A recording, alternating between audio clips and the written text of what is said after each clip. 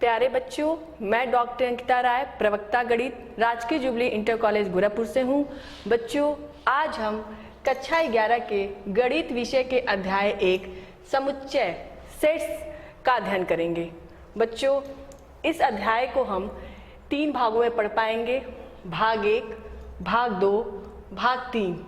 आज मैं आपके सामने भाग 1 लेकर प्रस्तुत हूँ, जिसके चर्चा के बिंदु हैं समुच्चय सेट्स, समुच्चय को निरूपित करने की विधियां, रोस्टर या सारणीबद्ध रूप, समुच्चय निर्माण रूप।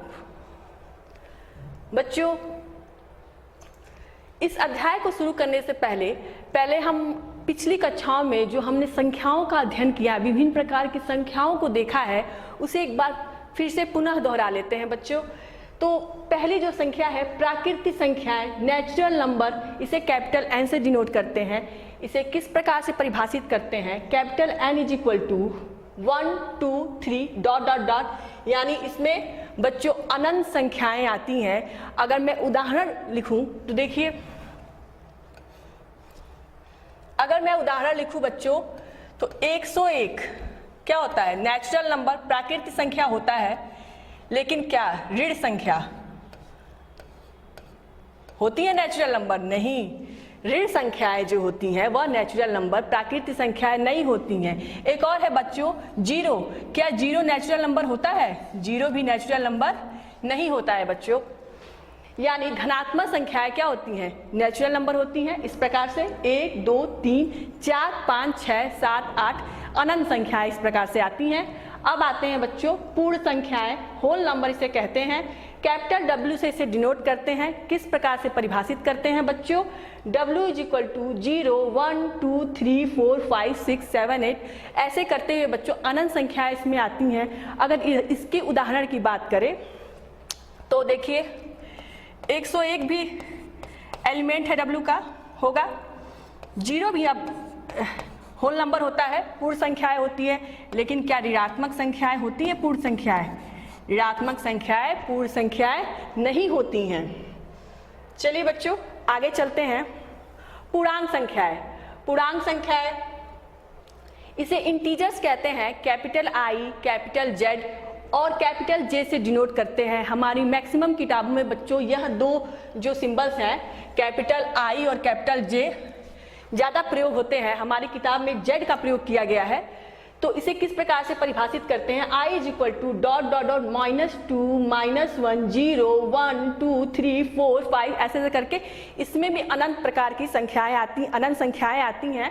तो देखिए अगर इसके उदाहरण की बात करें तो देखिए 101 भी क्या होता है? पूर्णांक होता है। -101 भी क्या है?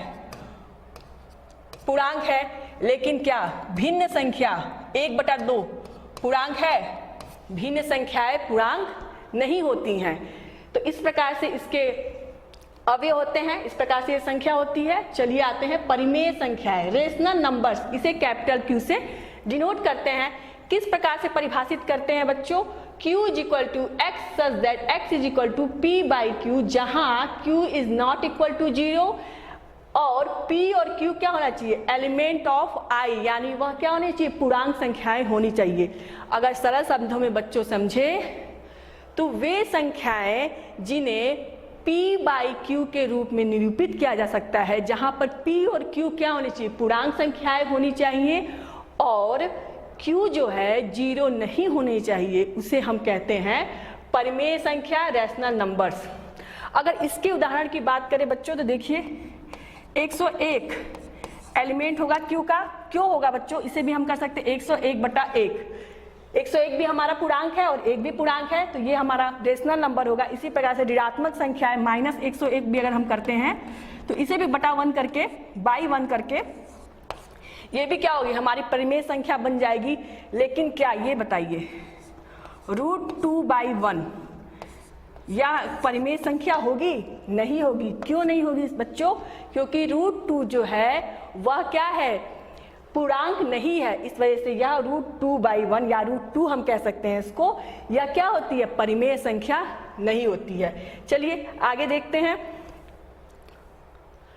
अपरिमेय संख्या, इरेशनल नंबर्स, इसे कैपिटल IQ से डिनोट करते हैं वे संख्याएं जो P/Q के रूप में नहीं निरूपित की जा सकती है, नहीं लिखी जा सकती है, उसे हम अपरिमेय संख्याएं कहते हैं। या सरल शब्दों में हम कहें तो वे संख्याएं जो परिमेय नहीं होती हैं वह क्या होती हैं? अपरिमेय संख्याएं होती हैं। तो चलिए, अभी हमने एक उदाहरण देखा √2। √2 क्या था? परिमेय नहीं था बच्चों, तो यह क्या है? अपरिमेय संख्या है। अब आते हैं बच्चों वास्तविक संख्याएं, रियल नंबर्स, कैपिटल R से इसे डिनोट करते हैं। परिमेय संख्याएं और अपरिमेय संख्याओं को मिलाने से हमारी वास्तविक संख्याओं का जो समूह है वो बनता है, इसे कैपिटल R से डिनोट करते हैं। अगर इसके उदाहरण हम देखना चाहें तो देखिए 101 भी हमारा रियल नंबर होगा,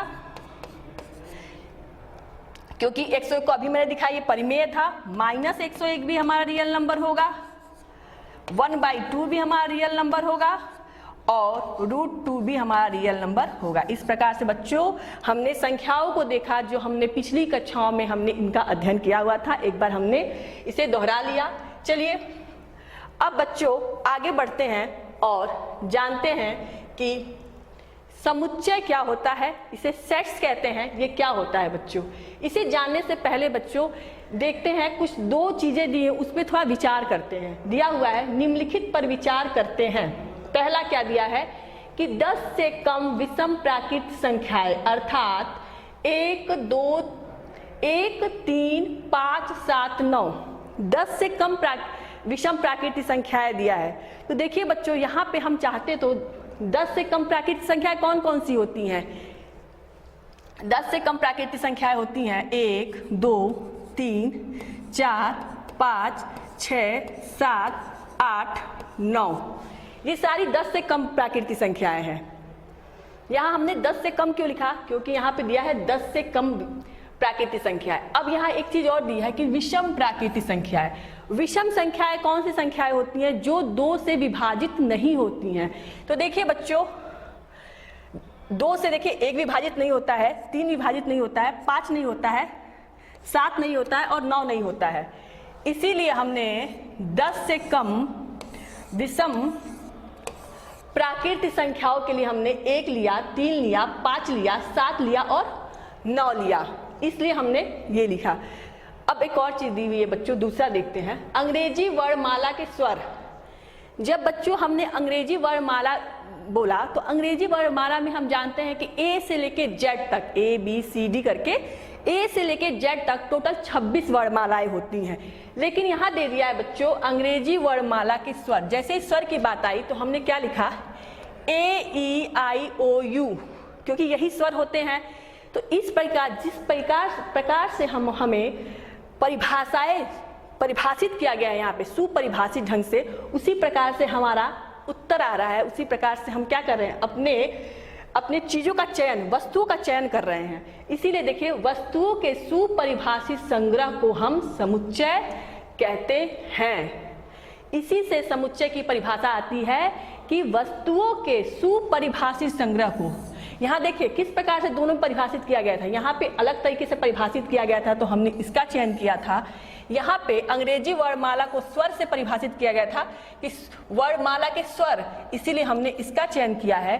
तो इसी से बच्चों समुच्चय की परिभाषा निकल के आती है कि वस्तुओं के सुपरिभाषित संग्रह को हम एक समुच्चय कहते हैं। इसे लिखते कैसे हैं बच्चों? पहले तो संग्रह को लिखने का तरीका जो होता है कर्ली ब्रैकेट होता है। जो भी सुपरिभाषित संग्रह है उसको कर्ली ब्रैकेट में लिखते हैं। अगर इसे समुच्चय के रूप में हम लिखेंगे तो 1, 3, 5, 7, 9, ये तरीका होता है समुच्चय को लिखने का।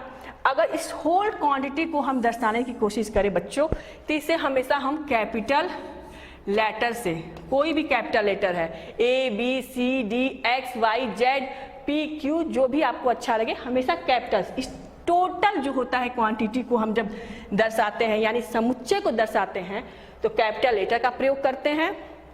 और इनके अवयवों को जब दर्शाते हैं, ये जो अंदर होते हैं समुच्चय के जो सदस्य होते हैं अवयव को दर्शाते हैं तो हमेशा स्मॉल लेटर का प्रयोग करते हैं। इसीलिए देखिए जब हम अंग्रेजी वर्णमाला के स्वर की जब बात की गई है तो ए ई आई ओ यू को क्या किया गया है, स्मॉल लेटर से दर्शाया गया है। तो इसे हमेशा क्या करते हैं बच्चों, स्मॉल लेटर से दर्शाते हैं। चलिए बच्चों आगे बढ़ते हैं। यहाँ पे ध्यान देने योग्य बातें हैं, जो अभी मैंने बातें बताई हैं उन्हीं को ध्यान देना होता है। क्या है देखिए, समुच्चय के लिए वस्तुएं, अवयव तथा सदस्य पर्यायवाची शब्द हैं या पद हैं। यानी अगर मैं समुच्चय के लिए बोलूं, वस्तुएं बोलूं, अवयव बोलूं या हम उसे सदस्य बोले, कोई इसमें डिफरेंस नहीं है। इससे कंफ्यूज होने की जरूरत नहीं है। यह एक तरह से पर्यायवाची शब्द की तरह यूज होते हैं एक दूसरे की जगह। कभी हम वस्तुएं बोल सकते हैं, उसे अवयव बोल सकते हैं, सदस्य बोल सकते हैं। अब आते हैं बच्चों, दूसरी बात क्या कही गई है, समुच्चय को प्रायः अंग्रेजी वर्णमाला के बड़े अक्षरों से निरूपित करते हैं। अभी मैंने बताया कि जब हम समुच्चय को निरूपित करते हैं तो अंग्रेजी वर्णमाला के बड़े अक्षरों से निरूपित करते हैं। X, A B C, X Y Z, आपको जो अच्छा लगे, पी क्यू आर, अंग्रेजी वर्णमाला के बड़े अक्षरों से ही हम डिनोट करते हैं। इसी बात क्या कही गई है, समुच्चय के अवयव को अंग्रेजी वर्णमाला के छोटे अक्षरों से निरूपित करते हैं, जैसे A B C X Y Z. जब उसके अवयव की बात कही जाती है, अभी मैंने बताया, तो उसे छोटे वर्णमाला, अंग्रेजी के छोटे वर्णमाला से डिनोट किया जाता है। जैसे मैंने दिखाया था कि जब हमने स्वर की बात की गई थी, अंग्रेजी वर्णमाला के स्वर, तो उसके अवयव को हम ए ई आई ओ यू को हम छोटे स्मॉल लेटर में हम लिख रहे थे, तो इस प्रकार से डिनोट करते हैं। चलिए बच्चों आगे बढ़ते हैं। समुच्चय को निरूपित करने की विधियां, समुच्चय को हम दो विधियों से निरूपित करते हैं। दो विधियों से निरूपित करते हैं। पहला विधि क्या है, रोस्टर या सारणीबद्ध रूप, और दूसरा क्या है, समुच्चय निर्माण रूप। चलिए पहले जो निरूपित करने की विधि है उसे जानते हैं, रोस्टर या सारणीबद्ध रूप। इस रूप में क्या करते हैं हम, इस रूप में समुच्चय के सभी अवयव को सूचीबद्ध किया जाता है। अवयव को एक दूसरे से अर्धविराम यानी कॉमा, समुच्चय के अवयव को, अवयव एलिमेंट अंग्रेजी में कहते हैं, अवयव को क्या कहते हैं, सदस्य भी कहते हैं। जो सदस्य होते हैं, अभी मैंने बताया सदस्य कहते हैं उन्हें, जो होते हैं उन्हें हम सदस्य, वस्तुएं, ये सब कहते हैं। तो उन्हें हम कॉमा से, अर्धविराम द्वारा पृथक किया जाता है। कॉमा करके जितने भी सदस्य हैं, एक सदस्य से दूसरे सदस्य को कॉमा लगाते हुए पृथक कर दिया जाता है, और उन सभी को एक मजले कोष्टक के भीतर लिखते हैं। और मैंने क्या करते हैं, एक मजले कोष्टक के भीतर उनको लिख लेते हैं और कॉमा के द्वारा उन्हें क्या करते हैं, पृथक कर लेते हैं। इस प्रकार से हम लिखते हैं। तो चलिए एक उदाहरण देखते हैं। संख्या 12 को विभाजित करने वाली सभी प्राकृतिक संख्याओं का समुच्चय ज्ञात कीजिए। तो पहले हमें क्या करना है, संख्या 12 को विभाजित करने वाली। तो पहले हम देख लेते हैं कि संख्या 12 को कौन कौन सी संख्याएं विभाजित करती हैं। तो चलिए बच्चों, एक विभाजित तो सबको करता है, एक करेगा, दो करेगा, 2 छके 12, 3 करेगा, 3 चौक को 12, 4 करेगा, 4 तिहाई 12, 5 नहीं करेगा, 5 के 5, 5 दूनी 10, 5 तिहाई 15 हो जाएगा। तो 5 नहीं करेगा, 6 दूनी 12, 6 करेगा, 7 नहीं करेगा, 7 दूनी 14 हो जाएगा, 8 नहीं करेगा, 8 दूनी 16 हो जाएगा, 9 दूनी 18 हो जाएगा, 9 भी नहीं करेगा, 10 दूनी 20 हो जाएगा, 10 भी नहीं करेगा, 11 दूनी 22 हो जाएगा, 11 भी नहीं करेगा, और 12 स्वयं को तो विभाजित करेगा ही, हर संख्या स्वयं को विभाजित करती है, यानी हम 12 को भी यहाँ लिख सकते हैं। और यहाँ बच्चों विभाजित करने वाली सभी प्राकृतिक संख्याओं को कहा था, इसीलिए हमने क्या किया, 1 से प्रारंभ किया। अदरवाइज अगर यहाँ पर हमको पूर्णांक संख्याएं दी होती तो हम ऋणात्मक संख्याओं को भी लेते, लेकिन यहाँ क्या दे दिया है, यहाँ दिया हुआ है सभी प्राकृतिक संख्या। तो प्राकृतिक संख्या हमारी 1 से प्रारंभ होती है। तो इस प्रकार से हमने संख्या 12 को विभाजित करने वाली सभी प्राकृतिक संख्याओं को लिख लिया। अब इसे समुच्चय के रूप में लिखेंगे तो किस प्रकार से लिखेंगे बच्चों, अभी बताया गया है। कर्ली ब्रैकेट लगा लेते हैं। कर्ली ब्रैकेट के अंदर सभी अवयव को एक दूसरे से कॉमा लगाते हुए बच्चों लिख लेंगे इस प्रकार से। अगर हम चाहे तो इसे हम ए, पूरे समुच्चय को हम बोले थे कैपिटल मान सकते हैं, कैपिटल लेटर, यानी ए बराबर हम ऐसे इस प्रकार से इसका उत्तर हम लिखेंगे बच्चों। अब आते हैं, एक बहुत ही महत्वपूर्ण चीज दी हुई है कि समुच्चय को रोस्टर रूप में लिखते समय सामान्यतः दोबारा नहीं लिखते हैं। दोबारा नहीं लिखते हैं कहने का मतलब ये है कि यहाँ पे एक उदाहरण दिया हुआ है बच्चों, यहाँ दिया हुआ है उदाहरण स्कूल। स्कूल को अगर हम समुच्चय इसका लिखेंगे, अगर रोस्टर रूप में इसे लिखेंगे रोस्टर रूप में, तो किस प्रकार से लिखेंगे देखिए। पहले तो हम इसे मान लेंगे b is equal to curly bracket लगा लेंगे, कर्ली ब्रैकेट लगा लिया। अब क्या करें, s देखिए एक बार आया है, s लिखा है, कॉमा, c लिखेंगे, कॉमा, h लिखेंगे, कॉमा, o लिखेंगे, कॉमा और l लिखेंगे। इस प्रकार से इसे हम लिखेंगे। देखिए यहाँ पर o 2 बार आया था, लेकिन हमने क्या किया है, o को एक ही बार लिखा है, ठीक है। इस प्रकार से बच्चों हम लिखते हैं रोस्टर रूप में। अब आते हैं बच्चों समुच्चय निर्माण रूप। किसी समुच्चय के अवयव का वर्णन करने के लिए हम प्रतीक x का प्रयोग करते हैं, यानी समुच्चय निर्माण रूप में क्या करेंगे, उनके अवयव का वर्णन करने के लिए प्रतीक x लेंगे, ठीक है, करते हैं। इसके उपरांत कोलन का चिन्ह, जिसे कहते हैं ये सच दैट, अंग्रेजी में सच दैट, इसे कोलन का चिन्ह कहते हैं। इस चिन्ह को लिखते हैं, इस चिन्ह को लिखते हैं। कोलन चिन्ह के उपरांत समुच्चय के अवयव का विशिष्ट गुण धर्म को लिखते हैं। जो भी उसमें विशिष्ट गुण धर्म था उसे लिखेंगे और फिर संपूर्ण कथन को मझले कोष्टक, ये होता है मझला कोष्टक, के भीतर लिखते हैं। देखिए बच्चों क्या करते हैं, जब हम समुच्चय निर्माण के रूप में लिखते हैं तो जो भी अवयव उसको होता है पहले x मान लेते हैं। x मानिए, चाहे आप कोई और भी मान सकते हैं, y मतलब कोई भी एक मान लेते हैं। x बहुत फेमस है इसलिए अधिकतर हम लोग x का यूज करते हैं, तो x मान लेते हैं। उसके बाद क्या करते हैं, कोलन का चिन्ह लगाते हैं। कोलन के चिन्ह के बाद जो भी उस अवयव का जो विशिष्ट गुण धर्म था जिसकी वजह से वो समुच्चय बना था, उस विशिष्ट गुण धर्म को लिखते हैं। तो चलिए यहाँ दिया हुआ है AEIOU को समुच्चय निर्माण के रूप में लिखिए। समुच्चय निर्माण के रूप में लिखना है बच्चों हम जानते हैं कि AEIOU जो है वो क्या है, अंग्रेजी वर्णमाला के स्वर है, यही तो इसका विशिष्ट गुण धर्म है।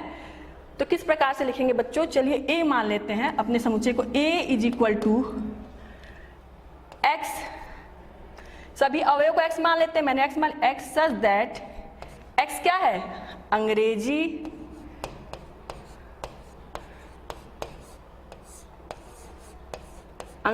वर्णमाला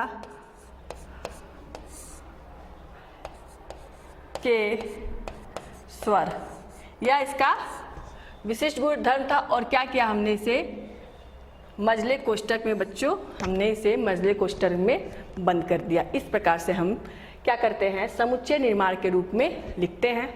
चलिए आगे बढ़ते हैं।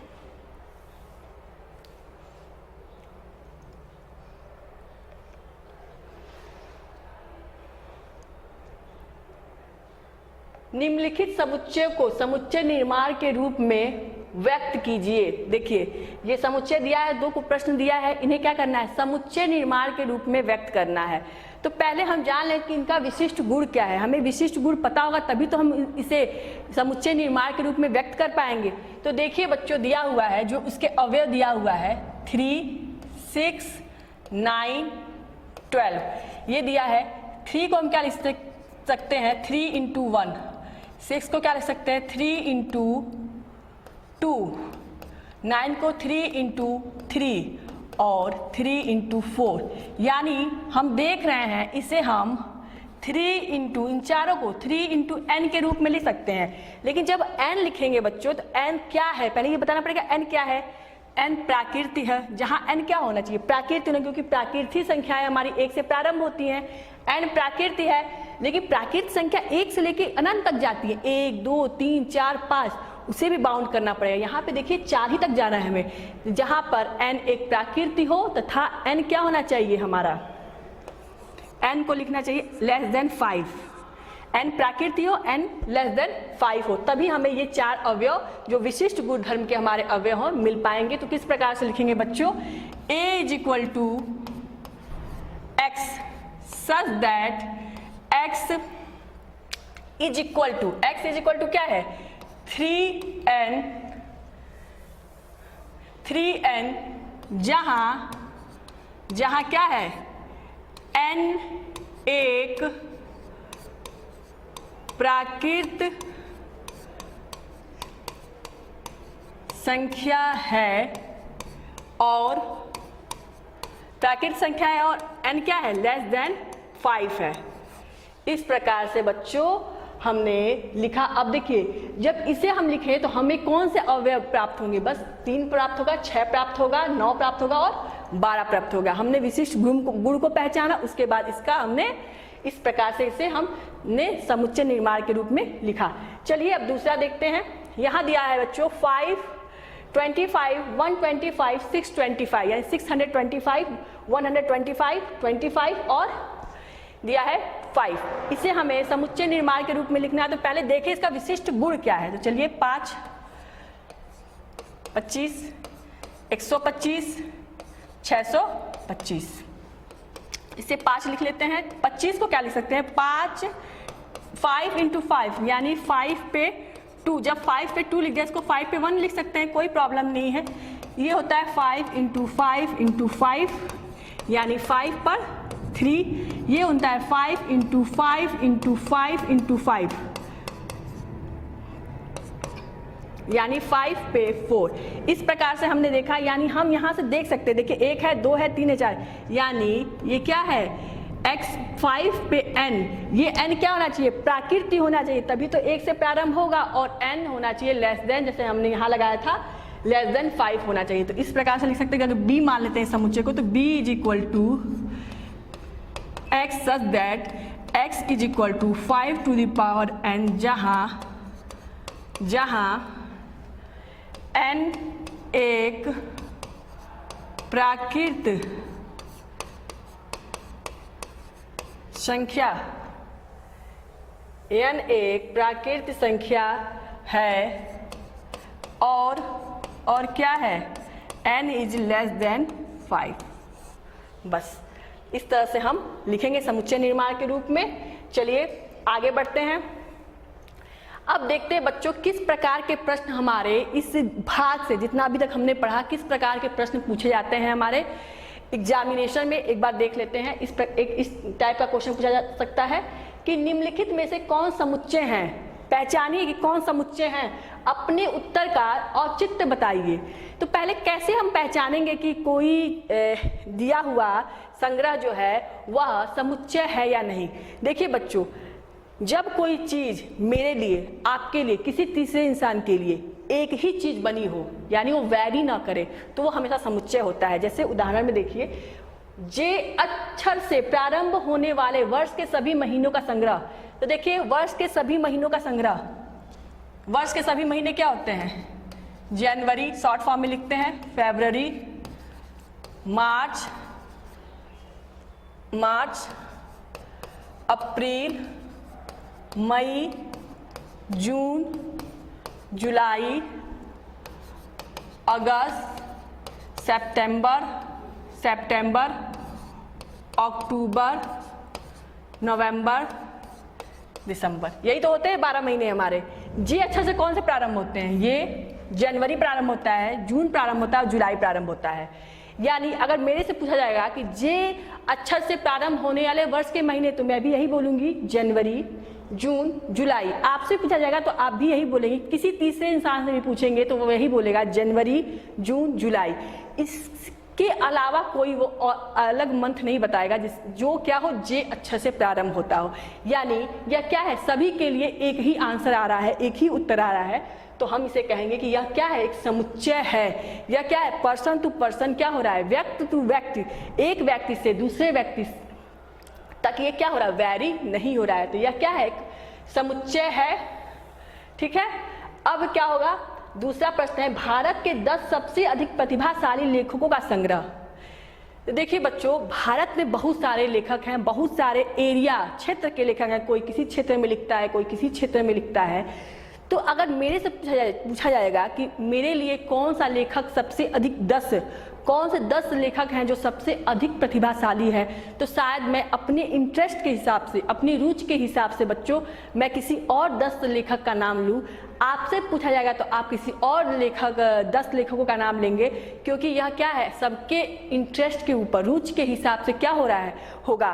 पर्सन टू पर्सन, व्यक्ति टू व्यक्ति क्या होगा, वैरी करेगा, डिफरेंस हो सकता है। इसीलिए यह क्या है, यह समुच्चय नहीं है। क्यों नहीं है? औचित्य क्या है इसका? क्योंकि यह एक व्यक्ति से दूसरे व्यक्ति के लिए यह क्या होगा, यह उत्तर बदल सकता है, इसीलिए यह क्या है, समुच्चय नहीं है। ये देखिए बच्चों, एक और तरह का प्रश्न है। मान लीजिए A = 1 2 3 4 5 6 रिक्त स्थानों में उपयुक्त प्रतीक एलिमेंट अथवा नॉट एलिमेंट भरिए। अगर A का यह सदस्य हो इसमें से तो हम एलिमेंट का चिन्ह लगाते हैं, ये एलिमेंट का चिन्ह होता है बच्चों। अगर सदस्य ना हो, अगर कोई ऐसा इसके अलावा कोई और है और ऐसा ये संख्या दे दी हो जो इसमें नहीं है, तो हम नॉट एलिमेंट का चिन्ह लगाते हैं। तो देखिए यहाँ दिया है 5, देखिए 5 इसमें है, देखिए 1 2 3, हाँ यहाँ 5 है ना, तो हम क्या करेंगे, 5 इज एलिमेंट ऑफ A लगाएंगे। अब यहाँ देखिए दूसरे में 8 है कहीं, 1 2 नहीं, 8 नहीं है, तो हम क्या लगाएंगे बच्चों, नॉट एलिमेंट का चिन्ह लगाएंगे। इस प्रकार से इस प्रश्न को करेंगे, पहचानेंगे कि कोई एलिमेंट है या नहीं, देख के अपने समुच्चय को देख के पहचान लेते हैं कि वह अवयव है कि नहीं है। अब दूसरा प्रश्न देखते हैं। निम्नलिखित समुच्चयों को रोस्टर रूप में लिखिए। रोस्टर रूप में लिखना है, चलिए तो रोस्टर रूप में कैसे लिखते हैं, अभी बताया था मैंने, मझले कोष्टक में लिखते हैं और एक अवयव से दूसरे अवयव के बीच में कामा लगाते हुए लिखते जाते हैं। तो चलिए बच्चों लिखते हैं। दिया है पहला question, A = x such that x एक पूर्णांक है और x is greater than -3 less than 7। तो देखिए यहां दे दिया x एक पूर्णांक है, पहले तो बच्चों दे दिया पूर्णांक है। पूर्णांक संख्या अभी बताया है कि पूर्णांक संख्या में क्या होती है, ऋणात्मक संख्या आती है, शून्य आता है, और धनात्मक संख्या आती है, -∞ से ∞ तक जाती है। अभी हमने देखा है पूर्णांक संख्याओं को। तो जब x पूर्णांक है तो इसे पहले मझला कोष्टक लगाइए। A = किस प्रकार से लिखेंगे, मझला कोष्टक लगा लिया। अब वे संख्याएं, वे पूर्णांक संख्याएं जो ऋण 3 से बड़ी हैं, -2 -1 0 1 2 3 4 5 और 6। क्यों 6 पर रुक गए, क्योंकि x is less than 7। इस प्रकार से हम इसे रोस्टर रूप में बच्चों लिखेंगे। अब आ गया दूसरा प्रश्न, B = बैटर शब्द के सभी अक्षरों का समुच्चय। अभी मैंने बताया था कि जब हम रोस्टर रूप में लिखते हैं तो कोई शब्द 2 बार भी आता है तो उसे 2 बार नहीं लिखते हैं, एक ही बार लिखते हैं। तो इसे किस प्रकार से लिखेंगे बच्चों, B = देखिए मझला कोष्टक लगा लिया बच्चों हमने। अब क्या करते हैं, B देखिए एक ही बार आया है, B लिख लिया, कॉमा E 2 बार आया है लेकिन इसे एक ही बार लिखेंगे, E T 2 बार आया है, इसे भी एक ही बार लिखेंगे, और R। इस प्रकार से बच्चों हम रोस्टर रूप में बच्चों लिखेंगे। बच्चों आज हमने जो भी पढ़ा उसे हमने समुच्चय पढ़ा, समुच्चय के निर्माण की रोस्टर विधि, समुच्चय निर्माण रूप देखा हमने। समुच्चय के लिए भाग 1 हम यहाँ पे समाप्त होता है। इस पे आधारित जो भी हमने पढ़ा, आपके पास किताब हो तो आप घर पे प्रश्नावली 1.1 आप पूरा कर सकते हैं। बच्चों से करिए और इसे और समझने का प्रयास करिए। इसी के साथ यह भाग समाप्त होता है। अगले भाग में बच्चों हम समान समुच्चय किसे कहते हैं उसे देखेंगे बच्चों। अनेक प्रकार की रिक्त समुच्चय क्या होता है उसे देखेंगे। परिमित समुच्चय क्या होता है, अपरिमित समुच्चय क्या होता है, आगे इसके पढ़ेंगे और समुच्चय के विशिष्ट गुणों को, जो अलग अलग के गुण हैं, उसे और समझेंगे। धन्यवाद।